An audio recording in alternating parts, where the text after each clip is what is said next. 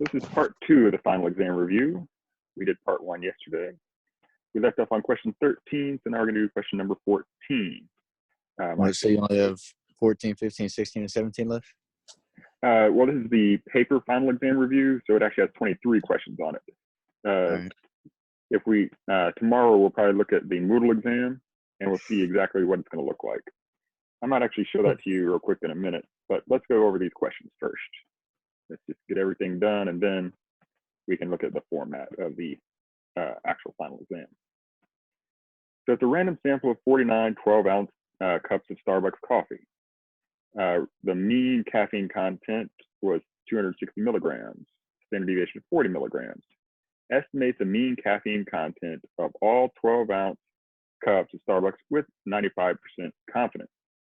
So we're estimating the content. That means we're going to make an interval, so a 95% confidence interval. Let's write down our variables so we can know what kind of interval we're dealing with. When it's 49, that's easy peasy. Now, those 49 cups had a mean of 260. So that's X bar. And it says that those 49 cups also had a standard deviation of 40. So that's S. And that's going to tell us right there, we do not know sigma. There's no sigma in this thing. There's no population standard deviation. So if they said with a population standard deviation of 40 milligrams, then it would be a Z. But since it does not tell us the population standard deviation sigma, we know it's got to be a T interval. And our confidence level is 95%, which means our alpha value is 0.05, the complement of that. So all I did was 1 minus 95%, so 0.05. So let's look at our formula sheet.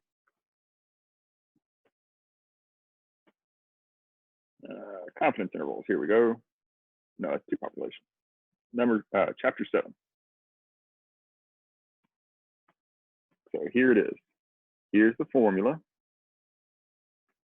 And here's the formula for error, E, with sigma unknown. That's the two things I need right there.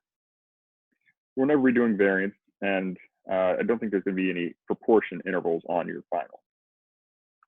So it's either going to be a Z or a T interval. You just have to decide if you know sigma or not. That's the basic formula. That's the formula to calculate error. Let's go ahead and calculate error. So the first thing I need to do is find T of alpha over 2. Terrible T. To do that, we're going to use the chart. TID3s, you could also use the program I showed you how to write on YouTube. Or if you have a TID4, it does it innately for you. Cafios, you got to use the chart. So let's see. We have alpha is 0.05. This is a confidence interval. That automatically makes it a two-tail interval. The intervals are always two tails. So we're going to look in this section for 0.05. So that's going to be this middle column here. Alpha is 0.05, in two tails is this middle column. Now we need the degrees of freedom. N is 49, that means 48 degrees of freedom. So we don't have 48, we have either 45 or 50. Well, it's closer to 50, so we're going to use that. So right here, we're going to use this 2.009 critical value. So 2.009. Now let me make a note. If you're in someone else's class, N is above 30. So depending on which professor you have, they might tell you to use a Z anytime N is greater than 30, even though we don't know sigma. So just go with whatever your professor tells you. For my class, they're going to do with T's. All right, so that's the critical value right there. And now we need to plug it in this formula. Error is 2.009 times S is 40 over square root of n. N is 49. Okay, so if we type that in the calculator, 2.009 times 40 divided by square root of 49. Yes, you could just write 7. That gives me this thing right here, 11.48. Now it's only 2 decimals, so it's easy to type in, but if it were, let's say, a non-turning decimal or something, I'd highly advise storing that value. So that's what I'm going to do. I'm going to store it, shift, recall, and then I just pick a letter, A. And now, whenever I type in A, it's that number. That way I won't have any rounding issues until the very end. I can round without worrying. So I got my error. Now my formula is my sample mean minus the error and my sample mean plus the error. So I'm going to do 260 minus 11.48 all the way to 260 plus 11.48.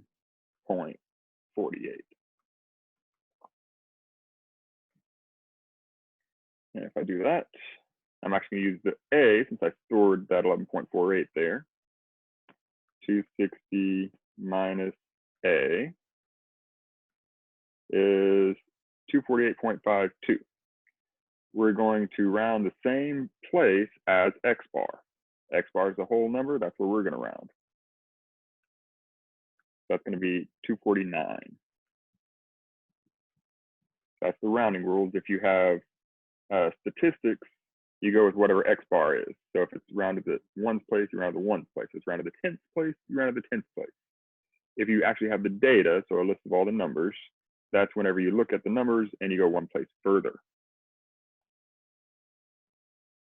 Then I'm going to go back, change that to a plus. 271.48, that's 271.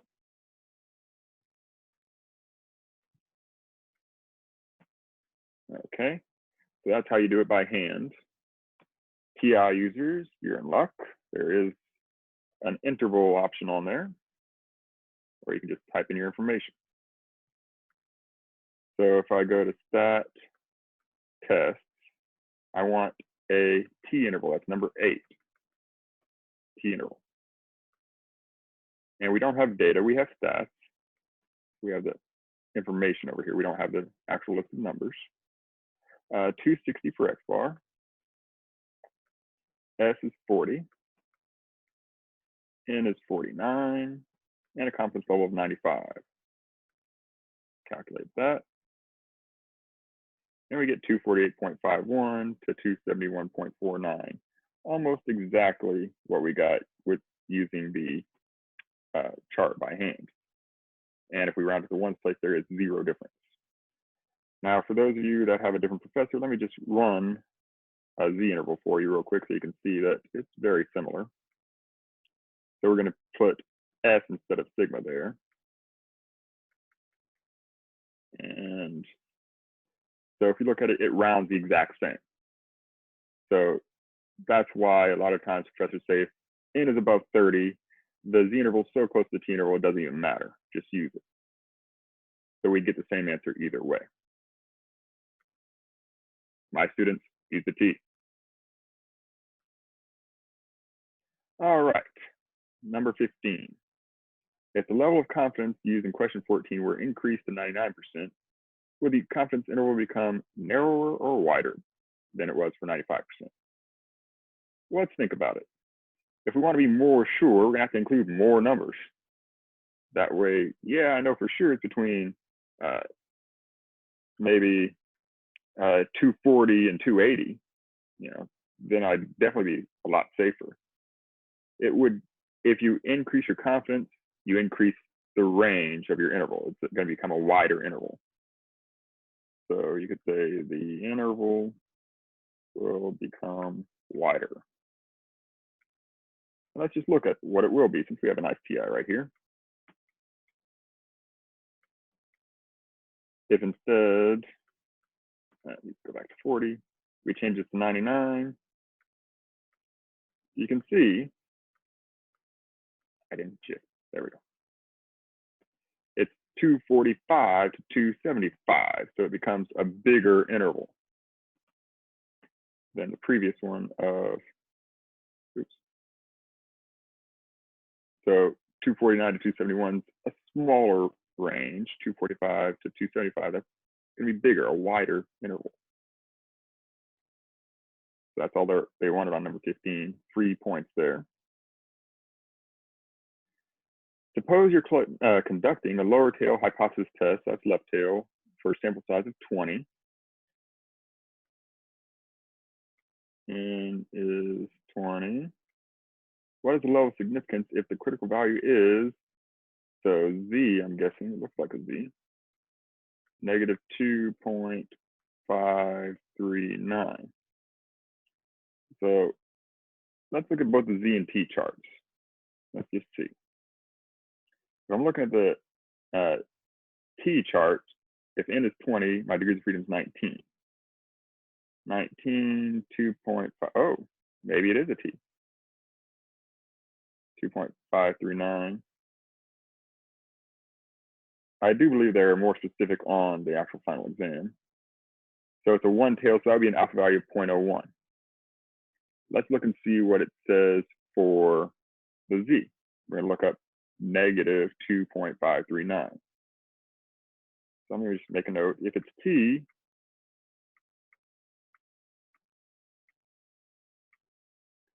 it's probably gonna be a T since that was an exact match. Alpha's 0.01 right here. One tail corresponds to that. Basically, you just ignore the negative. Let's see what alpha would be if we had a Z. 2.54 is what we'd have to look up.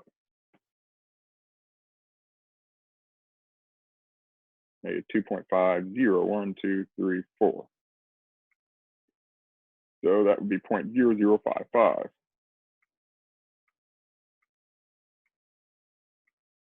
So yeah, probably a T. Again, they would be much more specific on the actual final. So look, oops, that's not what I want you to see.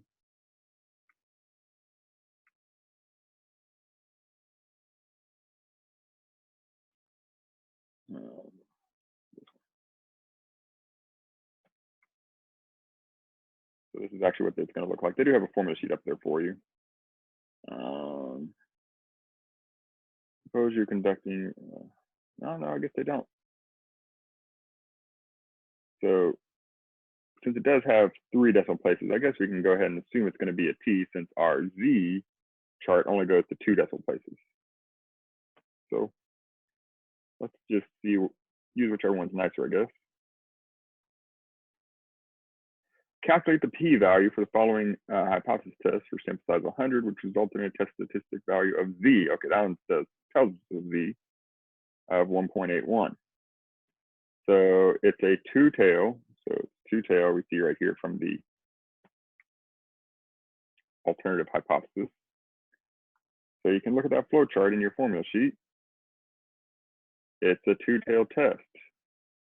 That's positive, that's the right of the mean. So we're going to find the area to the right of that test statistic and then double it. I'm going to look up 1.81 on my Z chart. 1.801 right here, 1.81. So it's going to take a few steps. I find 0.9649 from the Z chart. However, that is always the area to the left of our Z score. So we want to do 1 minus that to get the area to the right of it, 0.0351. And then it tells us to double it. See right here, it's a 2-tail test. The test statistic to the right. We find the area to the right of the test statistic and do twice that, double it. I got times 2. So that's going to be 0.0702. And yes, you can just use a calculator, much easier. So sample size didn't even matter here because we're looking at a Z test statistic. Maybe they were specific over here. Nope, they didn't put it as Z or T. That's weird. Anyway, let's look at number 18. What are the possible values for the correlation coefficient? Okay. Oh, that's going to be from here to here. Remember, R is between -1 and 1. So that's all this stuff. It does include those values. So that's what it would look like on paper. Very interested. What would it look like over here on the Moodle?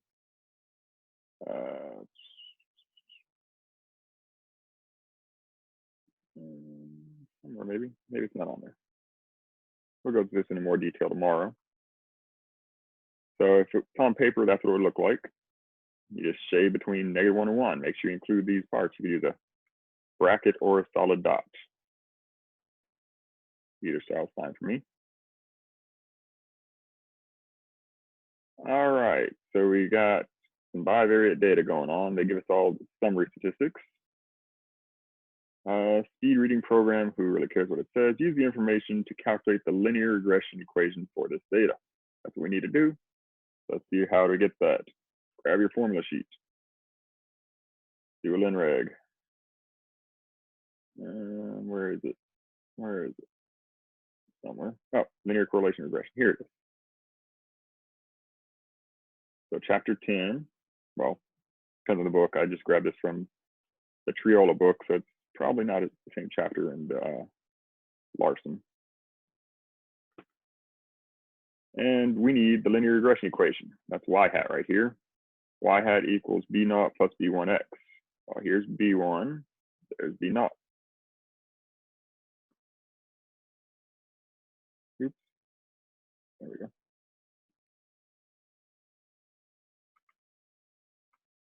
So these are the formulas we'll need. Let me move my face out of the way again. That'll work. So it doesn't matter which one you find first, b1 or b naught. I'm going to find b1 first. And if you're using a Casio, it's a lot easier to type in because you have this nice little math type fraction bar.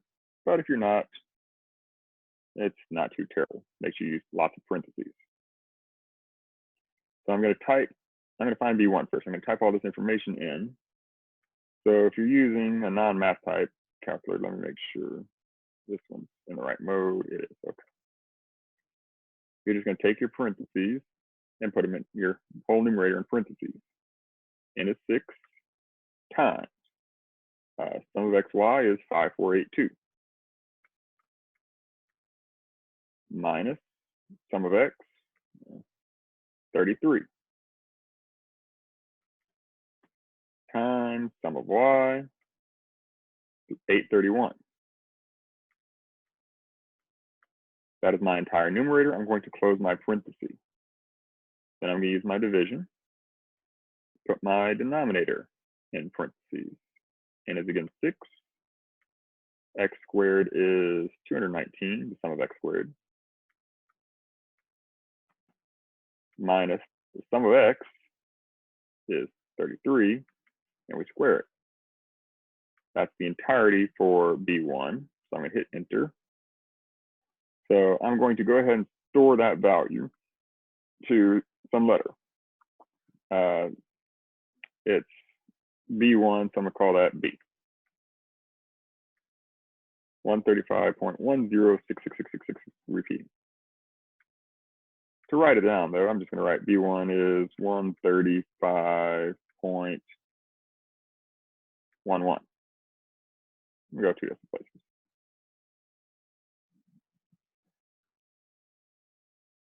So now to calculate B naught.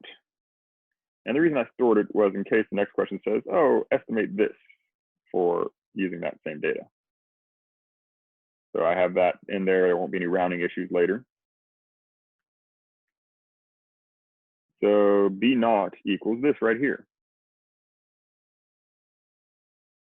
Again, type in your numerator in parentheses, sum of y,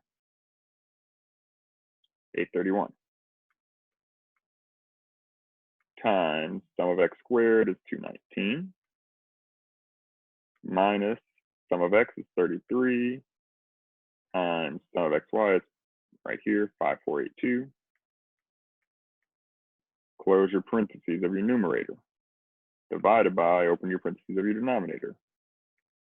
6 times 219, I think, yep.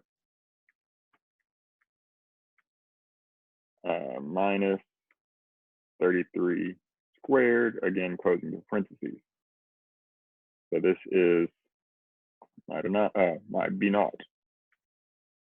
I get 0.4506, et cetera. I'm going to store that to A.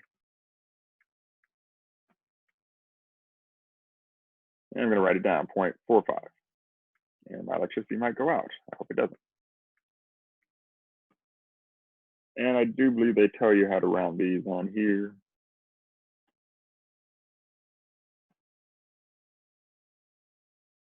You just round to whatever it says to round to. 3 decimal places. Okay, we're going to go 1 decimal place further. So this is going to be 07. And this one's going to be 451. Yeah, I really hope that electricity doesn't go out. All right, so now we write the equation. It's y hat here. Y hat equals 0.451 plus D1 is 135.107x. And that's my regression equation there. That's it. That's all they want. Let's take a break. Seth, do you have any questions? No, not so far. Cool. And okay, so the next question is going to ask us to estimate using a regression equation. So it's a different regression line. It's a whole different everything. So we don't have to worry about storing those A's and those B's. So here it tells us this is the regression equation. Predict the fuel consumption for a car traveling at 110 kilometers per hour. Since it doesn't give us the data, we'll have to assume that it is actually a correlation, a significant correlation. It also doesn't give us y hat or y bar. Well, we calculate y hat in a second. It doesn't give us y bar, so let's just plug it in. So y hat is going to equal that minus 0.015, and instead of x, we're going to put 110. You just type that in the calculator and you're done. So normally we have to check and make sure there's a correlation between the two variables before we do anything else. If there's not a correlation, we just use the average of the y's for our best prediction. But since they didn't give us the data or anything else to work with, just plug it in, plug it in. 0.9 or 9.408.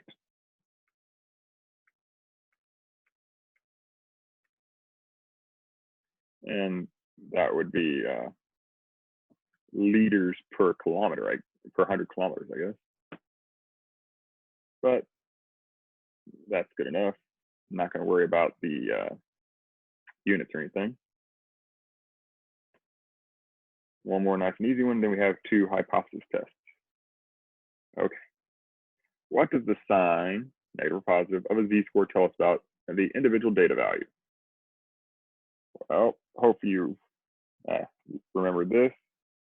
If the z-score is negative, then the data value is less than the mean.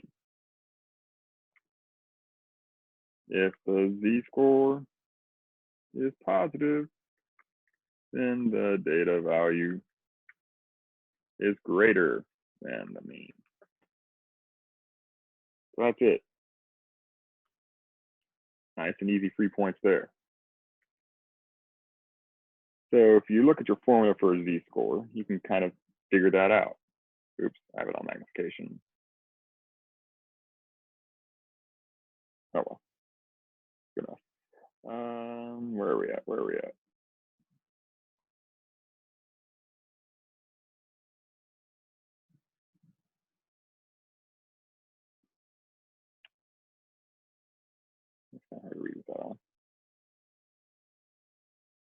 Oh well.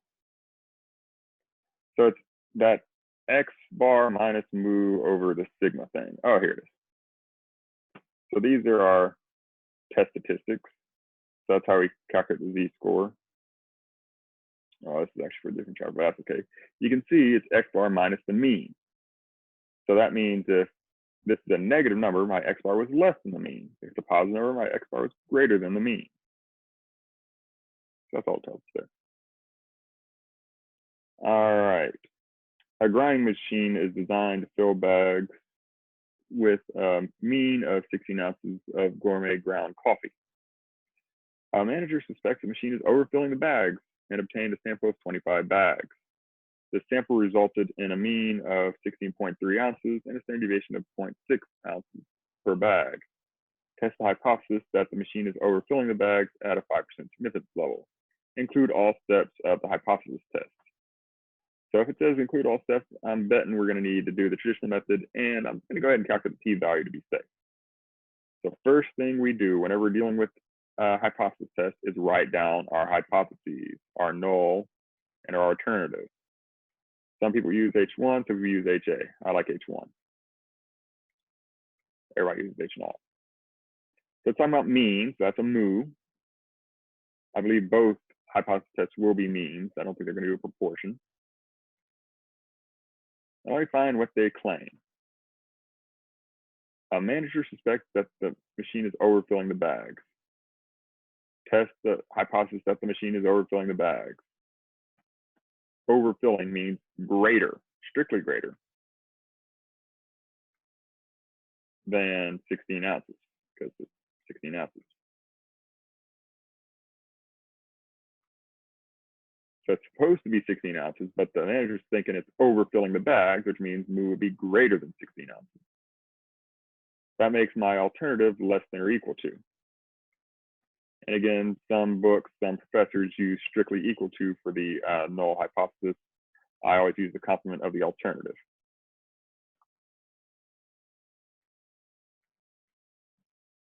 The filled bags obtained a sample of 25 bags. That means n is 25. This mean, x bar, is 16.3 ounces. Now let's read this very careful. This sample resulted in a mean of 16.3 ounces and a standard deviation of 0.6 ounces. That's talking about the sample's standard deviation. That makes this a t-test. So 0.6, I'll put that 0 there. Now, regardless of who your professor is, this is going to be a t-test because n is less than 30. Test the hypothesis at the 5% significance level. So alpha 0.05. All right. Let me see. So again, this is our claim right here. So now I need to get the test statistic. And let me just see. How do I turn off magnifier? I forgot. Nope, that doesn't do it.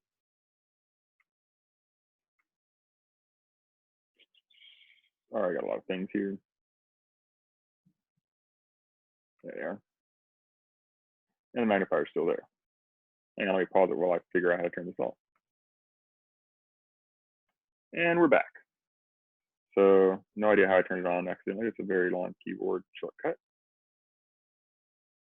We're going to look for our t, since this is a t right here, it's s, so that tells us we're doing with a t-test. We're going to look for our formula for a t test statistic. So I scroll through my formula sheet. Again, the formula sheet for your final will be up here at the top. So we could just use that one and we find the t test statistic right there. That's going to be on our final. The formula sheet's going to be at the top. Yes, they have this formula sheet at the top of the test. So you're welcome to use that one, or you can use this one, whichever one you want to do. Some teachers will enable the Respondus lockdown browser. That's why Dr. Eastman put this formula sheet at the top. That way, if they don't have a physical copy of it, they can still use the formula sheet. However, they're still going to need the charts because that's not on here. So I don't know what they're going to do about that. Hopefully they print it out. But you guys, I'm not going to do respondus. I'm going to monitor you on Zoom, so you can go back and forth to your formula sheet. Now, t-test statistic right here.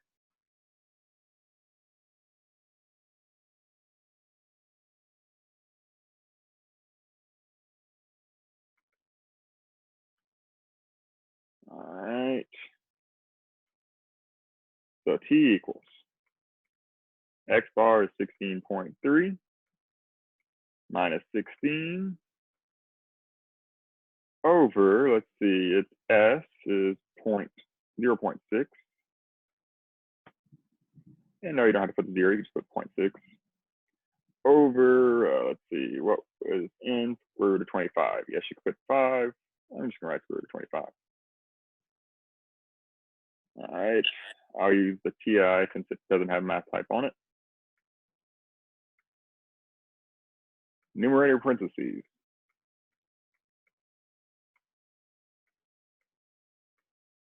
Divided by denominator in parentheses. So if you have multiple things, let me go ahead and do that.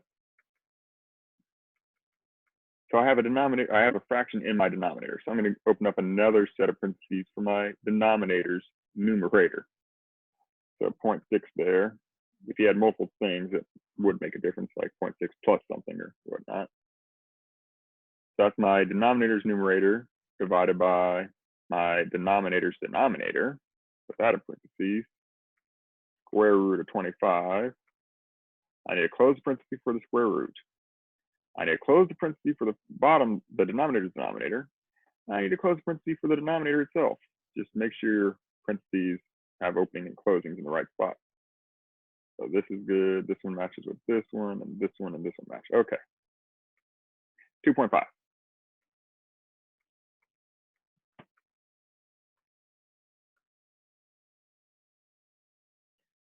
Now, if you have a nice Casio, then it has the fraction bar for you, and it's a lot easier to see. So the first step, regardless of which method you're using, traditional or p-value test, is to write the test statistic. We got that. Now I'm going to start with the traditional method because that's probably what they're going to want in the final. I can look and see actually. So you have your hypotheses, you're going to have to write those out. You have to tell where the claim is, either in the null or the alternative. So they use HA on the final. And you have to tell if it's a one tail left, one tail right, or two tail. And then you have to pick Z or T, and you write it down. Okay, so they let you do either one. Cool. So you can actually do whichever one you prefer, p-value or critical region, your choice. So I'm going to do both. You can use whichever one you want to. That's nice. So I don't know how they'd want a p-value on. Anyway, we'll see how that goes. So we're going to do the traditional method first. I advise doing the traditional method on a t test unless you have a TI something or another, 83 or whatnot, because you're going to have to get the interval instead of the actual value for the p-value. So sketch it. 0 is in the middle. My critical value, let's find it. It's a right tail test. It always comes from the alternative. So I'm going to use a positive critical value, looking up 0.05 in one tail on my T chart. Go down here, go to my T distribution. N is 25. That means 24 degrees of freedom. The degrees of freedom is 24. And what was my alpha is 0.05 in one tail. I believe that's the middle one. Nope, it's not. It's this second to last column over here. I'm really looking in the second to last column for N is 24. So right there, 1.711.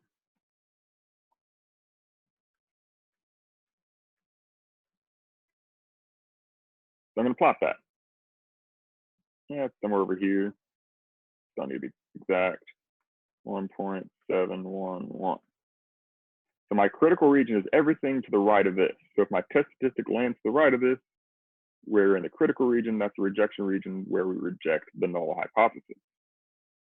So I'm going to put my test statistic in blue, 2.5. Yep, that's in there. So I'd make the decision to reject the null. That's H naught if you want.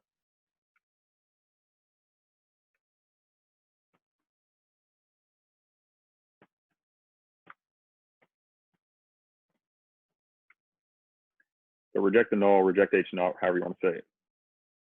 On the final, it'll be, oh, you just either say reject or fail to reject. So cool, we reject it. So our claim was in the alternative. We rejected the null. That means there's enough evidence to support the claim. And look how nice they are. They give you this little chart there. If we reject the null, and the claim is in the alternative, there is enough evidence to support the claim. So you don't even have to remember that chart. They give it to you.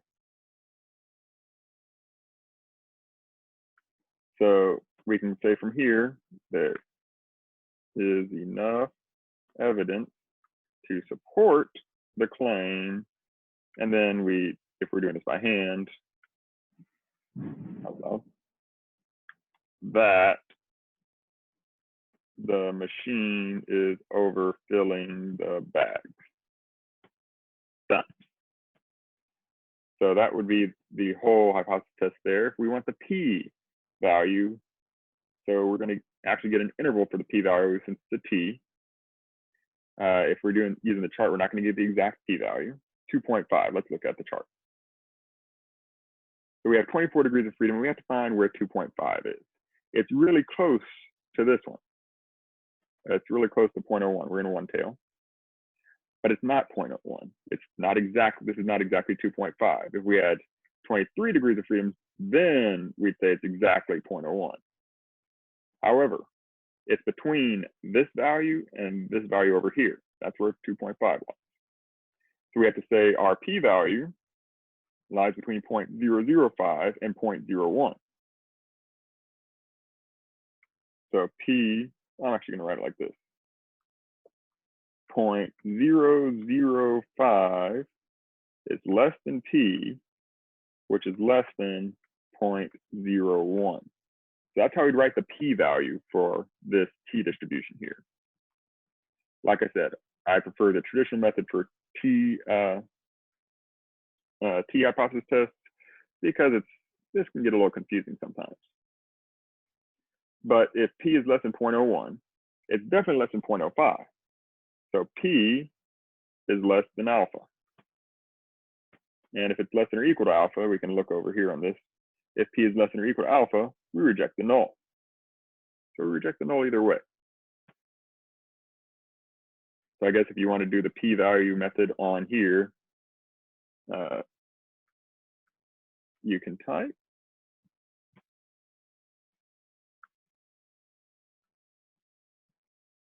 Yeah, so you type it like this. So that would work. Okay.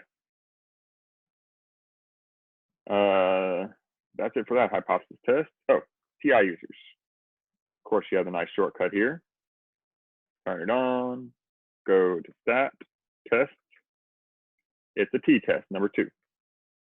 We have stats, not data. Type it in. Mu is 16. X bar is 16.3. S was 0.6. And N was 25.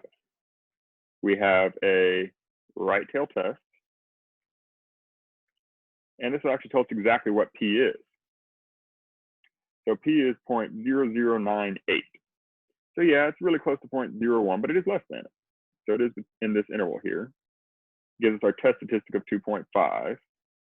So if you run that, you have your P value. So you can instantly just say, okay, P is between this.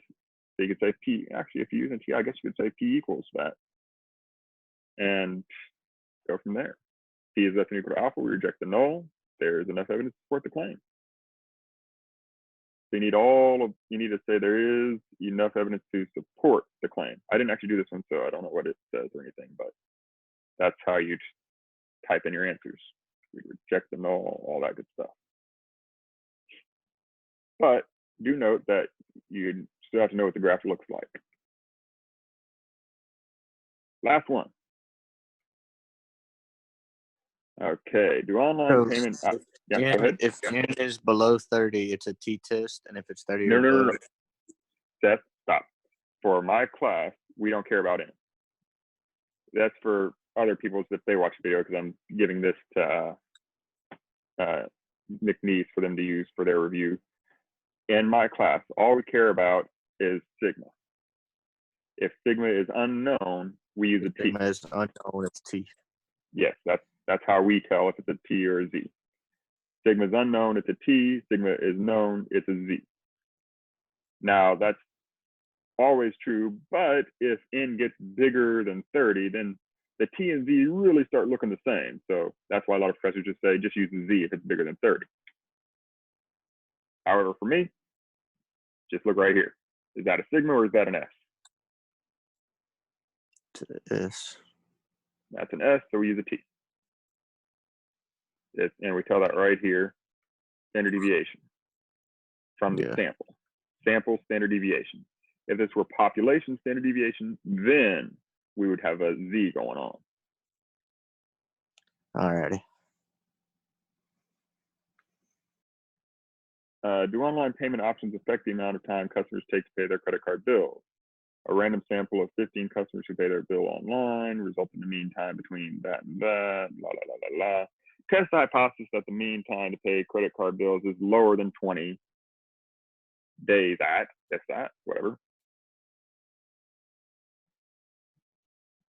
So there's our hypothesis. That's what we always want to start with. It's lower than 20, so that's another alternative. The left tail. Mean is less than 20. So that makes my null greater than or equal to. So you just have to read what this says and translate it to one of these symbols. If it doesn't have the equality in it, that goes in the alternative. So less than, greater than, not equal to. Those are the alternatives. Equal to, greater than or equal to, less than or equal to, those are the null. And it makes you make a note of where the claim is. So later, after you've done all the work, you don't forget. N is 15. Data payment. So X bar is 17. And again, it's another T, it looks like. It's another T. Yep. So this is talking about the sample, right? Sample is 17 days and its sample standard deviation is 6 days. This is another T. So that makes S equal to 6, meaning we got a T test going on. And again, either way, it's going to be a T test for you other people. So we need an alpha value of 0.025. Okay. And it says include all the steps again. So my first step is write down my hypothesis. Done. There's my claim. Now I need to calculate my test statistic. That's another T. I have that right here, so I'm just going to copy it.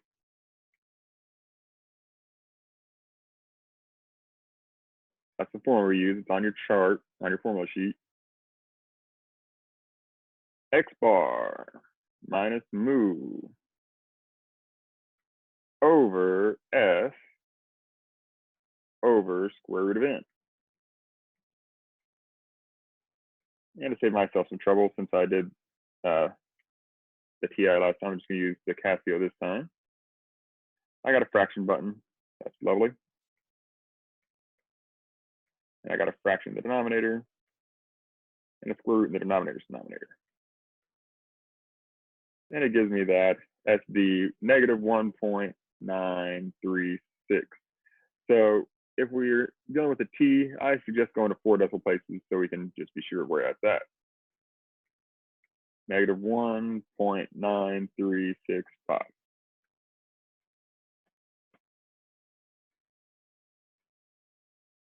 4 decimal places is always safe because the t distribution chart goes 3 decimal places. The z distribution chart only goes to 2 decimal places.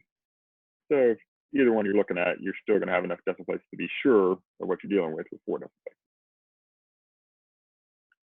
Now let's see. That's my t. Next thing we need to do is find our critical values and plot them on our curve.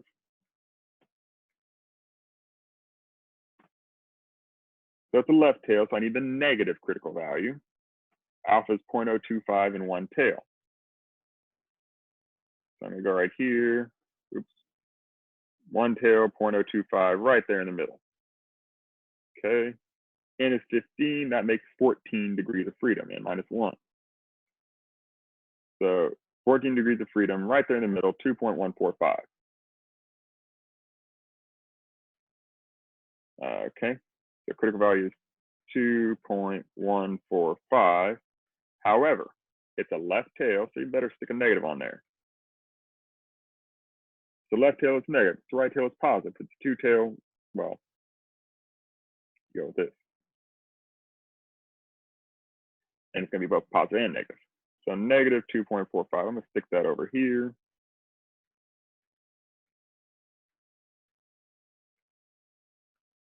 And I'm going to shade to the left because it's the left tail. Now my test statistic is red, negative 1.9. Okay, that's not in there. Stick it outside of it somewhere.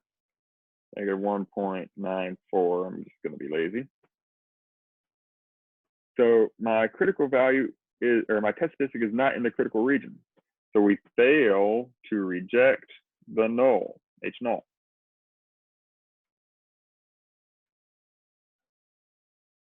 So we fail to reject the null.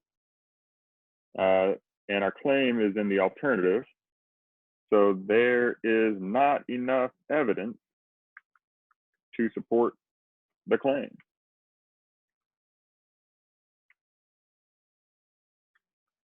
That the mean time to pay credit card bills online is lower than 20 days. So if you're doing this by hand, that's what you'd write. So if we look for the p-value now, we ignore the negative. Just ignore the negative. 1.9365. Look over here. 14 degrees of freedom. 1.9 is between these two guys. So my p-value is between 1 tail, 0.025 and 0.05. So P is between, what was it again? 1.94, 1.94. It's between these two, so it's between 0.025 and 0.05.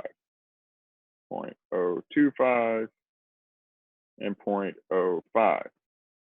So we can see that P is greater than 0.025. So P is greater than our alpha value over here. Yeah, that's not how I write it alpha. Oh, well. So P is greater than alpha. We fail to reject the null. There's my conclusion. Again, they have this lovely chart down here, so you don't have to remember anything. We fail to reject the null. The claim was in the alternative. There's not enough evidence to support the claim. And they have that on both of them. Let me just scan these real quick and see if one of them is going to be a Z. Never point. So this one's also a T because it doesn't tell us our population standard deviation. Assume the standard deviation for all private institutions is this. So that's one way they can tell you, hey, this is the population standard deviation right there. So it's either going to say for all or for the population or something like that. It'll be obvious that it's not the sample standard deviation. And that's the entire final exam review there. Is there any questions, Steph? No, I think I'm getting it. I'm gonna look at part 1 tonight. All right. Yep. We're going to go over the Moodle final exam tomorrow. And also, I believe you have 10 attempts. If you want more, you can have more. Just go through that, practice, find out what you don't know. So there's a Moodle final exam that we can like practice on? Yes. We go to the Moodle, your Moodle page, all the way down at the bottom. Review for final exam. You're not going to see this one because you're not Joe Bear or Warren, but you'll see this one. Click on it, and it'll say begin quiz. All right. And it says attempts allowed 10, and you can just try it out, see what you know. All right. All righty then. That's Thank it. you, Mr. Wallace. No problem, Seth. Have a good one. Okay.